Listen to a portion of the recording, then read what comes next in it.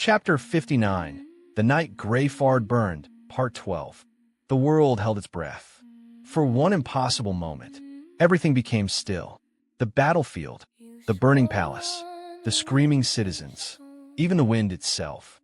All of it stopped, because high above Greyfard, something that should never have existed had appeared. A claw, a colossal claw, large enough to eclipse entire sections of the night sky. Its edges weren't made of flesh, nor stone, nor metal. It looked as though reality itself had been sharpened into a weapon. And now, it was descending.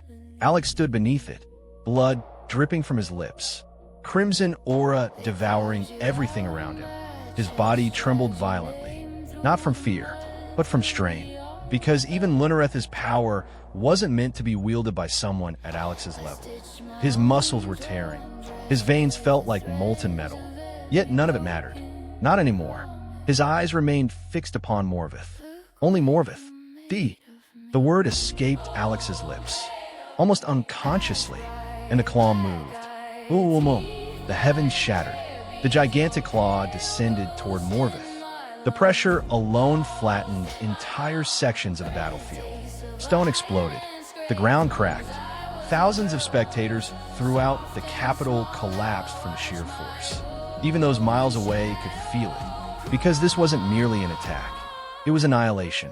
Morveth's instincts exploded. Danger, death, extinction. Every sense inside his body screamed the same thing.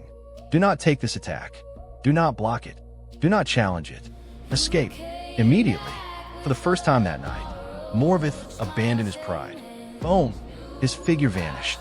The claw struck the earth. The world disappeared. No sound existed. No light existed. Only destruction. The impact carved through the battlefield. Then through the palace grounds. Then through the mountain beneath Greyfard itself. A canyon appeared. Not a crater. A canyon, stretching across the capital like a scar left upon the world itself. When the explosion finally ended, half the battlefield no longer existed. Silence followed. Terrified silence. Every surviving person stared, unable to comprehend what they had witnessed. Solyra's eyes widened. Elira couldn't speak. Even Nightmare looked shaken, because none of them had ever seen power on this level before. Not once. Meanwhile, Alex remained standing. Barely. His breathing had become ragged. His vision blurred. Blood continued flowing from his nose. Yet despite everything, he lifted his hand again. The crimson aura around him grew even more unstable. The heavens trembled once more. Another claw began forming. Far away, Morveth emerged from the darkness. His clothing had been partially destroyed. A deep wound stretched across his side. Blood dripped steadily onto the ground. Not severe, but real. The attack had still reached him, and that fact alone was terrifying. Morveth slowly looked toward the distant canyon, then toward Alex. For the first time since arriving at the palace, he no longer saw a tournament participant. He no longer saw a child. He no longer saw a white wolf. He saw a threat. Alex raised his arm higher. The second claw continued descending. Larger, more unstable, more destructive. Lunareth's power had completely overwhelmed reason. Alex wasn't thinking anymore, wasn't planning, wasn't fighting. He was simply destroying, and the next attack would be worse. Far worse. Alex, Elira screamed. No response. Alex, still nothing. The crimson eyes never moved, never blinked, never recognized her. The realization struck everyone simultaneously. Alex had lost control. The second claw reached halfway through the clouds. Reality cracked around it. The capital trembled, and for the first time that night, fear appeared on every face. Not fear of Morveth, not fear of death, fear of Alex, fear of what would happen if that attack landed. Because this time, there would be no Greyfard left afterward. Morveth understood it too. His eyes narrowed.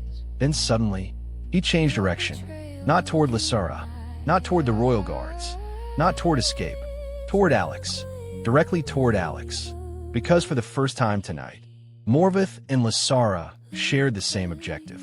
Stop White Wolf before he destroys everything.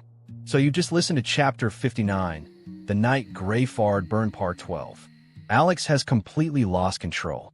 The power sleeping within him has awakened, and even Morveth the man feared throughout the kingdom was forced to retreat from a single attack. But now, the greatest danger is no longer Morveth. It's Alex himself. Will Morveth and Lysara really join forces to stop White Wolf? Can Alex regain control before Greyfard is completely destroyed? And what will happen when the second claw of destruction finally descends? We'll find out in Chapter 59, Part 13. If you enjoyed this audiobook, don't forget to like, subscribe, and turn on the notification bell so you never miss the next part of this epic fantasy journey. Thank you so much for listening, and I'll see you in Chapter 59